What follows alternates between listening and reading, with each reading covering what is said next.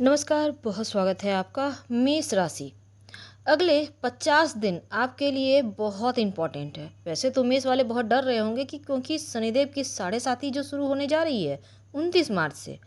पर डरिए मत, आज हम आपको ज्योतिष क्या कहता है, शनि के इस महापरिवर्तन का फल आपको क्या मिलेगा। और जब शनिदेव मीन राशि में आएंगे तो राहु यहाँ पर पहले से विराजमान है, तब राहु और शनिदेव के योग से पिशाच योग का निर्माण होगा। अब राहु जो हैं वो इच्छाओं को भड़काने वाले ग्रह हैं और जो शनिदेव हैं वो कर्म करवाते हैं, यानी आप जितनी मेहनत करेंगे उसी अनुसार आपको सफलता देते हैं।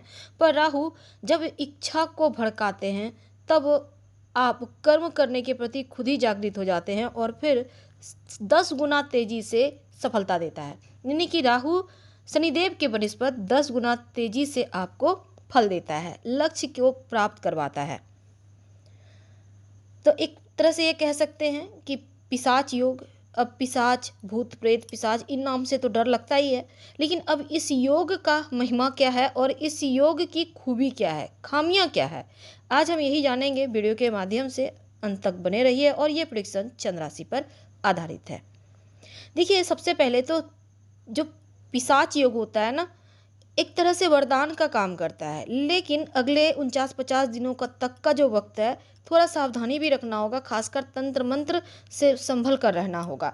क्योंकि पिशाच योग जब भी निर्माण होता है ब्रह्मांड में तो तंत्र मंत्र शक्तियाँ जागृत होती हैं, या फिर अगर आपकी कुंडली में है तो आपको लाइफ टाइम संभल के रहना चाहिए। और दूसरा, अगर आप जैसे कि ब्रह्मांड में बन रहा है तो थोड़ा संभल कर तो आपको रहना है। तो अगले जो 49-50 दिन का वक्त है, इस समय आपको क्या क्या प्राप्त हो सकता है। देखिए, पिचास का मतलब क्या होता है? अतृप्ति। जिस चीज़ को प्राप्त करने के लिए आप बहुत मेहनत कर रहे हैं लेकिन वो प्राप्त नहीं होता है, जो आत्मा अतृप्त रह जाती है, वो ही पिचास बनता है। और ये पिचास योनि बहुत ही ज़्यादा नकारात्मक मानी जाती है, क्योंकि उसकी अधूरी इच्छा जो रह गई उसके कारण वो भटकता है। लेकिन शनिदेव जो हैं क्रूर ग्रह है और जो राहु है वो पापी हैं। अब दोनों ही ग्रह एक साथ होंगे तब ब्रह्मांड में पिशाच योग का निर्माण होगा। यानी 29 मार्च को शनिदेव मीन राशि में आएंगे, आपकी साढ़े साथी शुरू हो जाएगी और 12वें घर का जो स्थान होगा, जिसको हम विदेश भाव कहते हैं, यहाँ पर पहले से ही तमाम ग्रह विराजमान हैं और यहाँ पर राहु भी हैं। अब शनिदेव यहाँ पर जब आ जाएंगे, शनि देव के यहाँ आना एकदम से नया होगा, क्योंकि 2.5 साल के बाद वो अपने घर से निकलकर देवताओं के गुरु के घर में पहुँचेंगे, आपके 12वें घर में आएंगे जो विदेश का भाव है। तब एक बात है कि राहु यहाँ पर 15 महीने से विराजमान है और राहु का जो थोड़ा सा वक्त, यानी कि 18 मई तक राहु यहाँ पर रहेंगे, इसके बाद वो कुंभ राशि में चले जाएंगे। तब दोनों परम मित्र हैं, शनिदेव और राहु। शास्त्रों के अनुसार जब दो मित्र बढ़ते हैं तो बहुत ज़्यादा प्रेम होता है, पार्टी होती है, कभी कभी षड्यंत्र भी होता है, लेकिन ज़्यादातर मामलों में पार्टी ही होती है, प्रेम ही होता है। अब राहु जब 12वें घर, चूँकि राहु का राजी 12वें घर में है और राहु यहाँ बैठे हैं, अब शनिदेव भी आ जाएंगे, तब विदेशी ज़मीन से लाभ दिलवाना शुरू करेंगे। हालांकि इस पिशाच योग का कुछ सावधानियां भी आपको रखनी होगी और इस समय उन्नति का अवसर आपको, जो आप प्राप्त करना चाहते हैं, अभी आपको नहीं हो पाएगा, क्योंकि सावधानी रखनी है। खासकर अगर सावधानी रख लेते हैं तब धीरे धीरे आप आगे बढ़ पाएंगे। तो शनिदेव कर्म करवाएंगे, आपसे थोड़ा परिश्रम करवाएंगे और राहु जो है उस परिश्रम में भी आपको भय भ्रम देंगे, चीज़ों से हटाएंगे।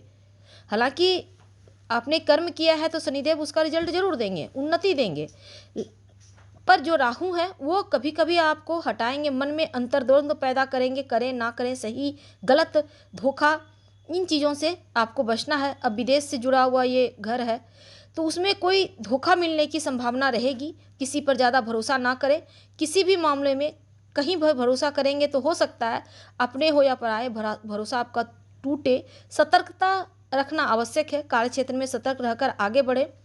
और 12वां घर चूँकि यहाँ पर आपका एक्टिव हो जाएगा, तो ध्यान योगा जरूर करें ताकि आपके मन की समस्या समाप्त हो जाए। अब दोनों आ गए हैं, पिशाच योग बन रहा है, तो अनायास ही थोड़ा भटकाव की तरफ देगा, कुछ गलत रास्ते देगा। और शनि राहु का जो नकारात्मकता है, इससे अगर आप बच सके तो आपके लिए पॉजिटिव वरदान आपको बहुत आगे ले जाएगा। अब क्या होगा पॉजिटिव? राहु इच्छा है, जिनका असीमित, इच्छा का मतलब होता है असीमित, आप कुछ भी सोच सकते हैं, आप कुछ भी बोल सकते हैं, आपकी इच्छा कुछ भी हो सकती है। तो ये चीज़ें राहु ही देता है। और शनिदेव जो हैं वो कहते हैं कर्म करो, धीरे धीरे बढ़ो, फिर आपको मिलेगा। लेकिन राहु एकदम से व्यक्ति को, इच्छा को जितना बढ़ाएंगे उतना देगा। अब 10 गुना फल तो राहु देंगे, पर जैसा हमने कहा शुरुआत में, उस चीज़ को आपको ध्यान रखना है, थोड़ा संभल कर रहना है।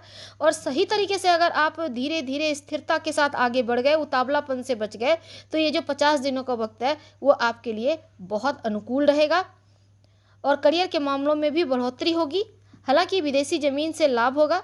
राहु और शनिदेव मिलकर अनायास ही, चूंकि एक अदृश्य शक्ति जो आपके साथ काम करती है, हमेशा ही सबके साथ होती है, और ये चीज़ें अनायास ही आपके जीवन में कई परेशानियों को समाप्त करेगा। लेकिन स्वास्थ्य में अगर आपको पहले से परेशानी है तब अपना खास ख्याल रखें।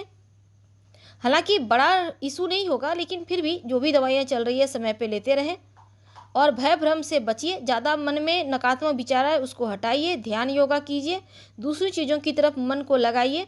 और एक बड़ा शुभ योग भी यहाँ पर बन रहा है, क्योंकि पिशाच योग को शुभ भी माना गया है, इसलिए पिशाच योग में कई बार व्यक्ति हार मान जाता है, लेकिन शनिदेव जो हैं वो आपको आगे ले जाएंगे कर्म के जरिए। और कई बार राहु आकस्मिक रूप से अमृत तत्व प्रदान करते हैं और फिर व्यक्ति में एक नई जागृति आती है और आगे बढ़ जाता है, सफलता प्राप्ति करता है। लेकिन इसमें नज़र दोष से आपको बचना होगा। क्या करेंगे नज़र दोष से बचने के लिए? देखिए, हनुमान जी के चरणों का सिंदूर का तिलक लगाइए, और संभव हो तो रोज़ सुबह हनुमान चालीसा का पाठ करके दिन की शुरुआत कीजिएगा। घर में कपूर और लौंग जलाना शुरू कर दें घर के पश्चिम दिशा में, इससे भी पिशाच योग भंग होगा।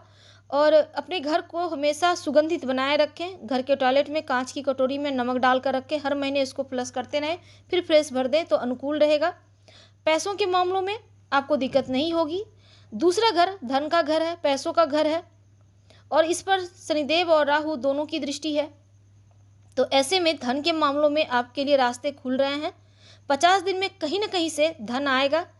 अब शनिदेव की दृष्टि है, राहु साथ में है। राहु हालांकि छाया ग्रह है शनि का, लेकिन सपोर्ट करते दिखेंगे, तो घर परिवार को लेकर आपको, आपके जीवन में कुछ बेहतर होगा। शनिदेव की दृष्टि छठे घर पर भी है। अगर आपके जॉब में परेशानी है, अगर अनुकूलता नहीं मिल रही है, तब राहु आपको संचार के माध्यम से लाभ दिलवाएंगे, या संचार से जुड़कर आप आगे बढ़ पाएंगे। आपको संचार के माध्यम से सफलता दिलाते दिखेंगे। शनिदेव की दृष्टि आपके लिए, आपको एक नए रास्ता देंगे। नवम भाव पर है तो भाग्य की उन्नति होगी। अगर आपके भाग्य में उन्नति में अभी तक बाधा थी, तो अब थोड़ा सा आपको उंगली टेढ़ी करना होगा, क्योंकि थोड़ा सा आप जब अलग हट के सोचने लगते हैं तब आप आगे बढ़ जाते हैं, और यहाँ पर आपको यही करना होगा। सही रास्ते पर तो चलना है, लेकिन थोड़ा हट के सोचिए, तब आप यहाँ पर ज़्यादा सफल होंगे। और कर्म क्षेत्र में थोड़ा ध्यान लगाइए। थोड़ा सा यहाँ पर ये मत समझिएगा कि आपने कुछ स्वांग रचकर आप आगे बढ़ गए। स्वांग ये रचना है, किसी को नीचा दिखाना, ये मत कीजिए। आप बस अपनी काबिलियत, अपने हुनर का इस्तेमाल कीजिए, तभी आप आगे बढ़ पाएंगे। क्योंकि ये योग ही ऐसा है, जब आप थोड़ा हट के सोचते हैं तो ज़्यादा सफल होते हैं। खासकर संचार के भटकाव से बचना होगा। किसी पर भरोसा मत कीजिएगा, क्योंकि इस समय कोई आपका इस्तेमाल करके आप पे कलंक लगा सकता है, तो इससे भी बचें। और ओवरऑल कहा जाए तो अच्छे बुरे परिणाम तो मिलेंगे, क्योंकि शनिदेव और राहु, जो लोग मलेच्छ हैं, जो लोग जैसे कि रोड की सफाई करते हैं, ड्रेन वगैरह की सफाई करते हैं, उन लोगों को अगर शनिवार के दिन आप काला छाता, काला जूता दान कर दें, खाने पीने की वस्तु का दान कर दें, तो आपके लिए बहुत उत्तम रहेगा। और संभव हो तो नमः शिवाय का जप कर लीजिए, या शिव जी को 1 लोटा जल अर्पित करना शुरू कर दें। कपूर लौंग वाला उपाय जरूर कीजिएगा, आपके लिए बढ़िया रहेगा। हम आपसे विदा लेते हैं। जानकारी अच्छी लगे तो लाइक कर, सब्सक्राइब करें, शेयर करें, कमेंट करें। धन्यवाद।